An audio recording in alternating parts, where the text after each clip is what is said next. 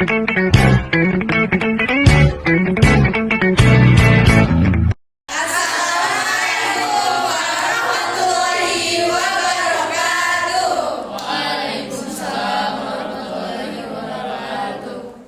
teman-teman, pertama-tama aku ingin mengucapkan terima kasih buat teman-teman yang sudah menyempatkan hadir pada sore kali ini. Jadi sebelum kita memulai acara kita lah, jadi alangkah baiknya kita perkenalan dulu gitu.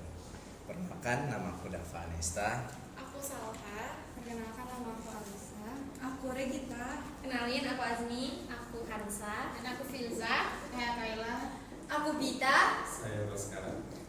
Oke, jadi pada kesempatan kali ini kami akan memberi edukasi mengenai Kesehatan mental.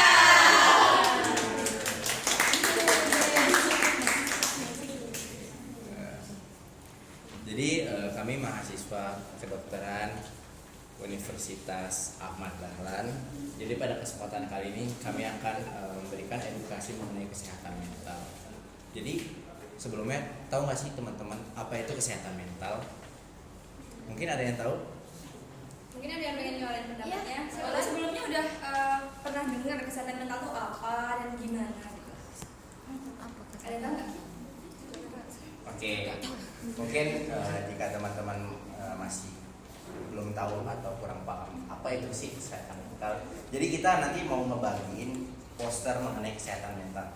Mungkin silakan boleh teman-teman dibagikan kesehatan mental.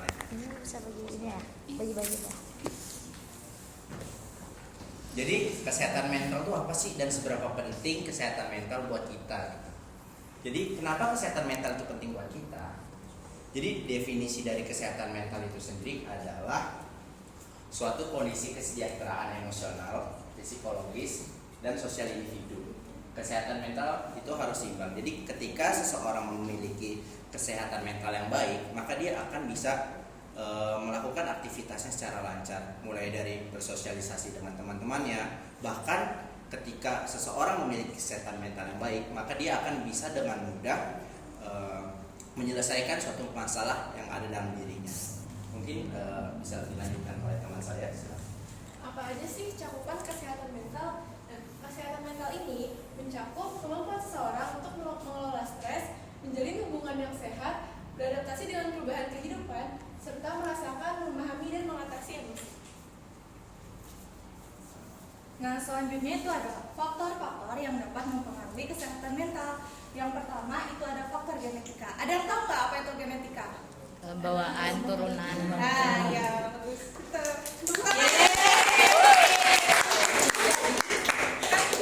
Jadi nggak cuma kayak fisik aja. Nah, gangguan mental juga itu dapat turun dari orang tua ke anaknya. Selanjutnya itu ada pengalaman traumatis.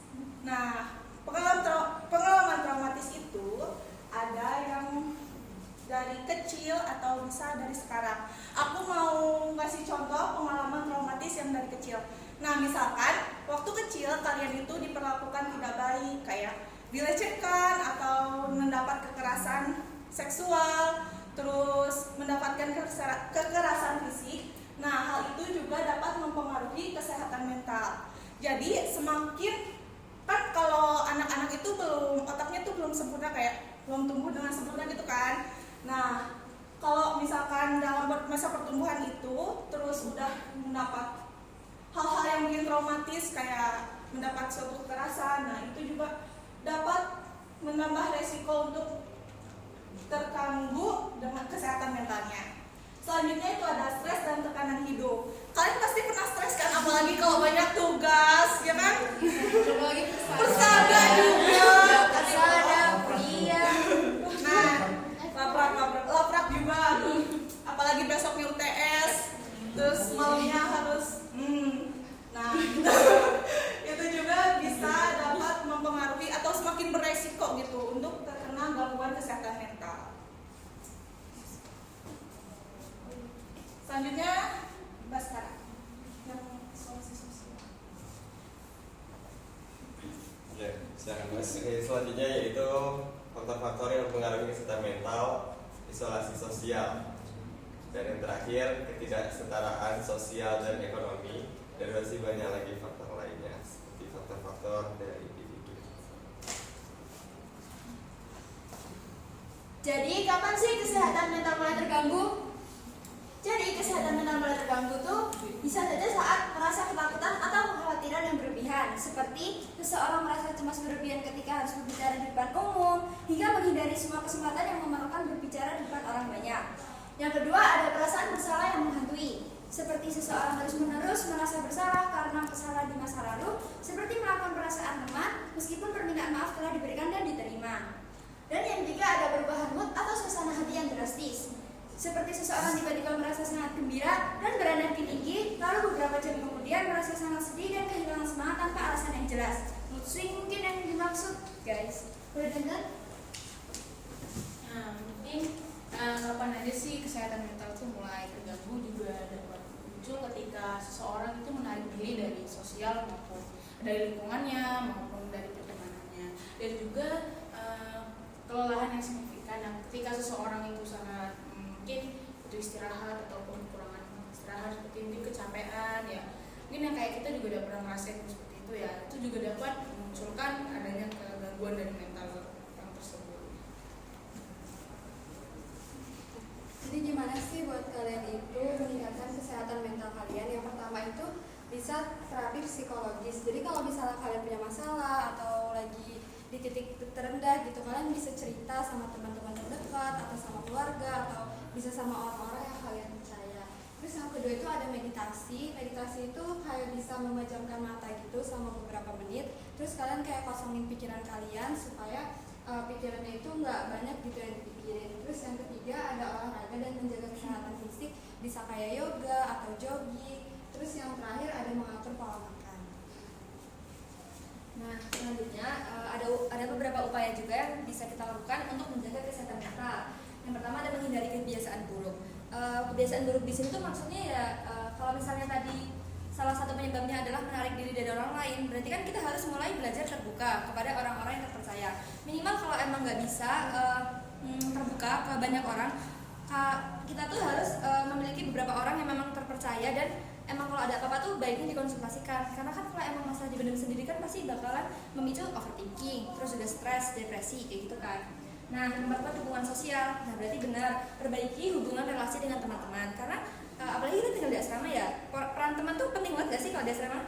Iya. Penting. Maksudnya kalau dari pengalaman aku, kita tuh hidup di asrama bareng-bareng, berarti kan otomatis kita tuh harus kemana-mana bareng, apa-apa bareng, dan harus bekerja sama kayak gitu. Jadi kalau emang ada masalah, sebenarnya harus cepat-cepat diselesaikan, karena salah satu tips survive di asrama itu juga dari faktor teman. Terus tidur yang cukup. Nah ini sebenarnya ya kita sebagai mahasiswa emang nggak bisa ya memaksakan tidur 8 jam kayak kita SD dulu. Tapi seenggaknya kalian bisa manage waktu. Kapan sih kita harus istirahat dan kapan kita harus belajar, kapan kita harus ngerjain tugas. Jadi jangan nyiksa diri sendiri terlalu berlebihan, karena emang ngerasa nggak sih kayak kita kadang nggak butuh jalan-jalan, nggak butuh makan enak, tapi kita butuh tidur bentar aja itu udah enak banget gitu kan. Di tubuh kita rasanya udah kayak recharge kayak gitu. Nah terus mengembangkan keterampilan Nah, jadi kayak kalau misalnya kalian punya minat dan bakat, itu kalian bisa kembangkan. Kalau kayak misalnya aku kalau burnout tuh harus ngelukis misalnya kayak gitu. Jadi kalian tuh harus pakai jalur itu buat menjadikan cara gimana sih biar aku nggak stres lagi kayak gitu. Dan terakhir adalah mengurangi stres. Nah, mengurangi stres tuh bisa yang pertama tuh adalah dengan menanamkan mindset atau pikiran positif di pikiran kita. Jadi jangan kayak memang banyak tugas kita, tapi ya udah jangan diambil beban, kayak ya udahlah bismillah jalanin aja, apa sih bisa, kan yang lain juga sama-sama ngerasain hal kayak gini kayak gitu. Terus lanjutkan. Nah, yang terakhir ini kan ada peran lingkungan sosial. Nah, sebenarnya lingkungan sosial ini tuh sangat pengaruh ya sama kesehatan mental kita. Nah, jadi kalian di sini, kalian carilah teman-teman yang positif, lingkungan yang positif. Kemudian kalian tapi dari kalian juga itu jangan menyebarkan toksik. Nah, karena kayak misalnya kita kan ada di lingkungan positif ya. Contohnya ini kan Persada itu kan lingkungannya positif gitu kan. Nah, itu tuh adalah contoh ini. Jadi contoh lingkungan sosial yang baik untuk kita kayak bersosialisasi dengan teman-teman yang lain, dengan masyarakat yang lain gitu. Kemudian peran orang tua itu juga penting ya dalam menjaga kesehatan mental kita. Jadi sebisa mungkin ya kalian inilah apa ya, berbuat baik selalu kepada orang tua, biar nanti orang tua tuh juga kayak apa ya, iya mendoakan kita kayak gitu. Kemudian kan mentalnya kan jadi bagus kan kesehatan mental. Udah. Oleh karena itu, mari kita menjaga kesehatan mental dan fisik Anda mulai dari sekarang.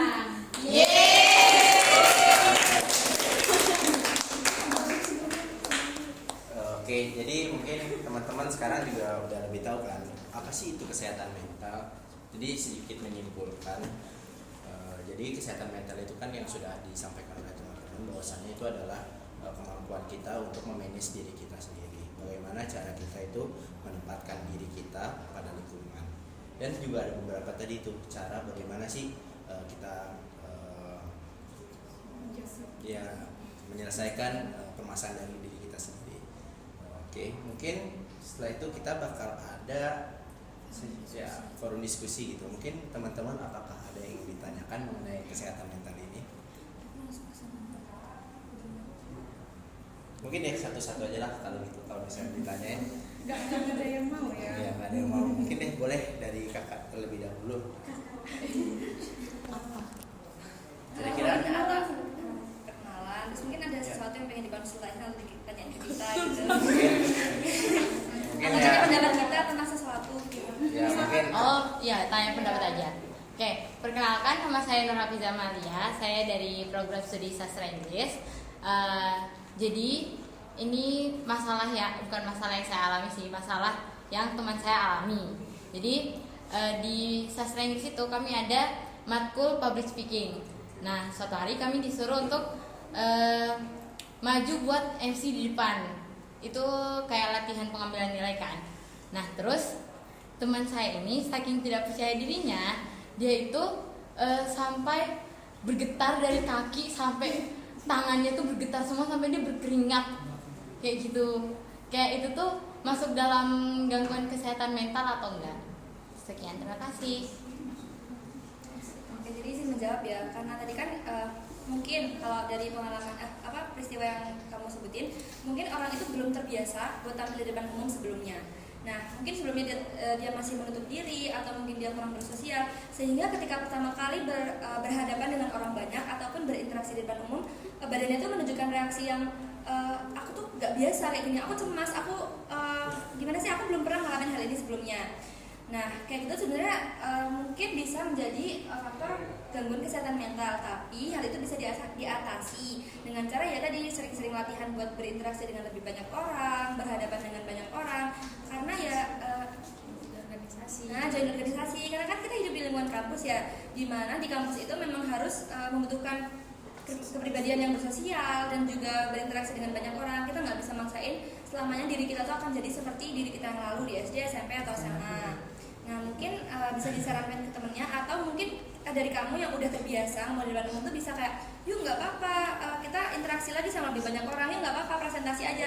Makin sering kamu melakukan hal itu, insya Allah kamu tuh makin terbiasa dan nggak merasakan gemetar gitu lagi loh. Karena sebenarnya kita semua dulu juga pasti pernah nggak sih punya pengalaman yang Aku sampai sekarang loh. nah Tapi emang gara-gara ada beberapa faktor yang dimana bikin aku tuh takut buat ngadepin banyak orang. Tapi perlahan-lahan aku semakin kesini belajar dari mereka, karena mereka tuh kayak kadang aku minder ya ngeliat mereka berani banget nih, aku enggak. Tapi perlahan-lahan kita bisa kok buat itu, agar pokoknya kita mau belajar aja sih, buat mau kumpul sama banyak orang. Juga izin menambahkan, jadi sebenarnya cara termudah kita untuk menyelesaikan hal itu sebenarnya bagaimana sih cara kita mengafirmasi diri kita sendiri gitu. Jadi kita jangan selalu berpikir bahwasanya kita tidak bisa. Kalau misalnya kita berpikir tidak bisa, kapan kita bisanya gitu. Jadi ketika kita mengalami situasi seperti itu, kita harus mengafirmasi diri kita bahwasanya kita bisa, kita mampu. Jadi ya semua itu balik lagi ke mindset masing-masing sih. Jadi emang apa ya bahasanya, emang keadaan sih bisa membuat kayak gitu.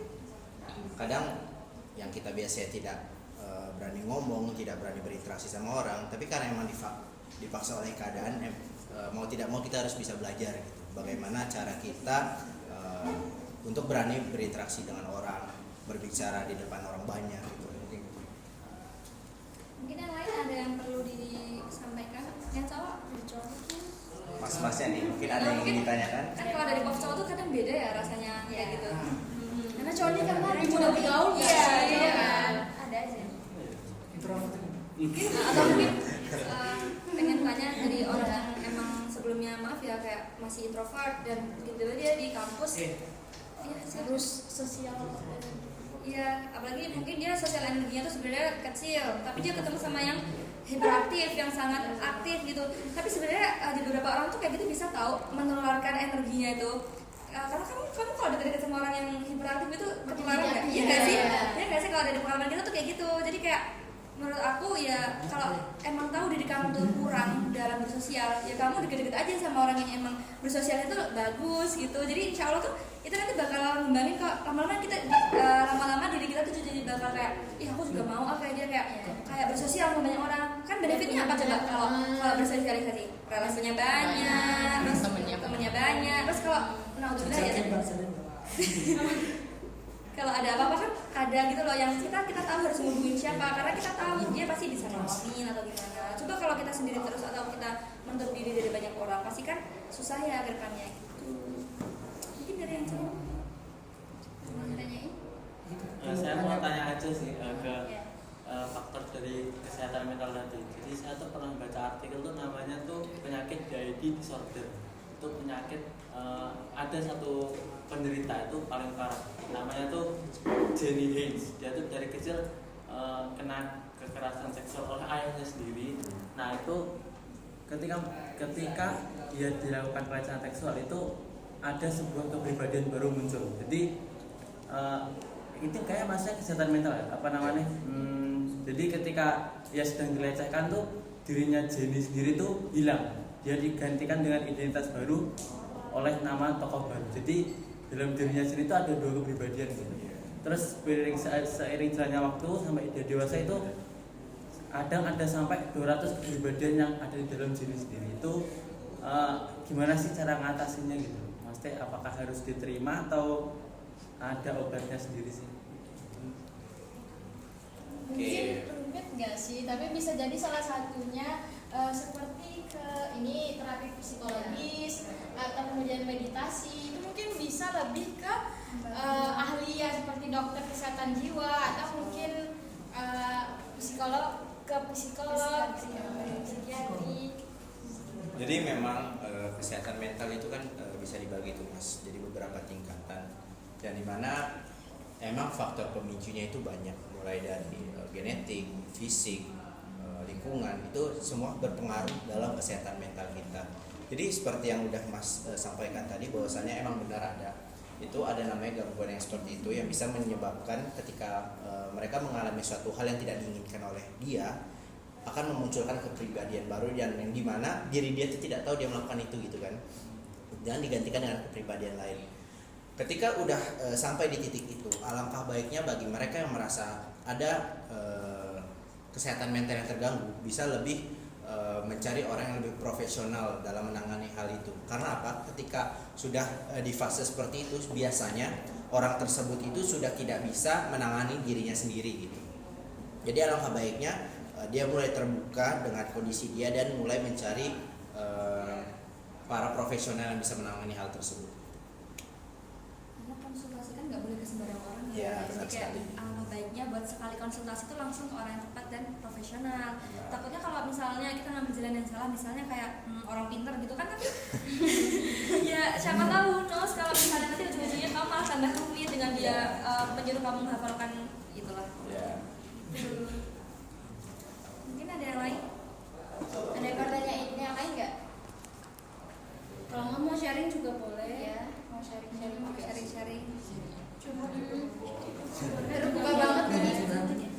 Oke, jadi mungkin kan tadi teman-teman udah bertanya nih mengenai kesehatan mental. Coba dong, sekarang aku yang mau nanya, kira-kira menurut kalian kesehatan mental kalian itu udah di batas mana sih? Apakah kalian emang ada masalah dari lingkungan kalian, ataukah emang kalian merasa fine-fine aja, itu gimana sih? Kalau dari kalian sendiri? Alhamdulillah. Ini cewek gimana? Boleh nih, cewek-cewek. Aman ya. Mungkin buat teman-teman ketika mengalami hal-hal tersebut bisa mencari orang-orang terdekat yang dimana kita bisa membagi keresahan kita gitu. Jadi ketika kita memiliki keresahan dan semua itu kita simpan di diri kita sendiri, belum tentu kita tuh bisa menyelesaikan hal tersebut gitu. Jadi alangkah baiknya teman-teman itu mencari orang yang bisa dipercaya, bisa menampung semua keluh kesah teman-teman semua. Agar apa? Agar ketika kita merasa berat, kita bisa membagi beban kita gitu, bukan cuma kita merasa yang berat sendiri gitu. Karena dari data bahwasanya orang-orang yang tingkat kasus bunuh diri itu salah satunya karena itu mereka nggak punya tempat di mana untuk berbagi cerita gitu. Jadi dari sekarang mungkin buat teman-teman yang masih belum memiliki teman dekat bisa ya dicarilah. Mungkin itu. Mungkin dari teman-teman ada yang ingin ditambahkan? Apa ada yang ingin ditanyakan lagi? Cukup. Udah, nah, tutup aja. Mungkin itu aja yang bisa kami sampaikan mengenai edukasi kesehatan mental ini. Harapannya teman-teman bisa lebih paham dan aware dengan kesehatan mental teman-teman masing-masing terlebih dahulu lah sebelum teman-teman memedulikan kesehatan mental teman-teman yang lainnya gitu. Jadi mulai dari diri sendiri baru ke orang lain. Jadi mungkin itu saja yang bisa kami sampaikan. Kami ucapkan terima kasih sebelumnya sudah menyempatkan hadir pada kali ini. Kurang lebihnya kami mohon maaf. Assalamualaikum warahmatullahi wabarakatuh. Waalaikumsalam warahmatullahi wabarakatuh. Jaga kesehatan mental. Untuk